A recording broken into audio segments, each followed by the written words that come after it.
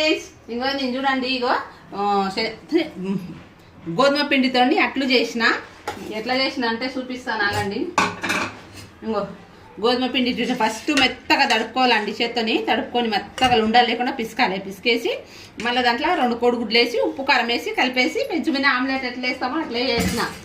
వేసి ఇలా చేసిన చూడండి ఫ్రెండ్స్. ఇక ఇక్కడ వాళ్ళ నాన్నకి ఇస్తుంది తిండికే. ఇక్కడనేమో అక్కడ పాలకూర పప్పు అవుతుంది, పుండుకూర పప్పు. ఇంకో రుదాలి, ఇంకా రుదుతుంది. ఇంకా కుక్కర్లో పెట్టినా చట్నీ బనానా. ఇదేమో వాళ్ళ నాన్నకి ఇస్తా. చల్, ఇంకా గోధుమ పిండి చపాతీలు అప్పుడు చేస్తుంది. చిన్నప్పుడు మా పిల్లలకు ఎక్కువ నేను ఇవే చేసి పెడుతుంటే ఫ్రెండ్స్. ఎందుకంటే నేను పండేళ్ళకి అక్కడ చూసిన, అయితే ఇవే ఎక్కువ చేసి పెడుతుంది మా పిల్లలకు. చేయక 2 సంవత్సరాలు ఆయన. అందుకే మొన్న గుర్తుకొచ్చాయి, అరే పిల్లలకు చేసి పెడదాంలే అని మళ్ళీ చేసిన ఈరోజు.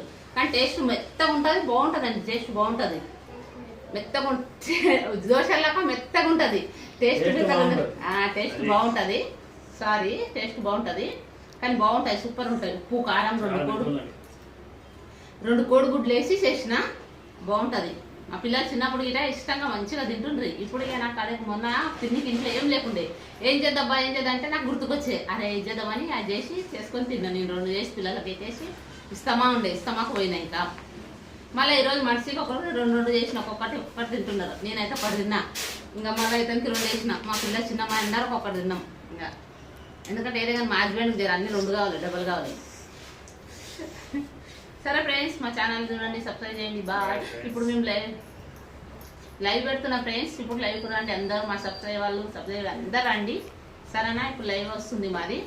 బాయ్.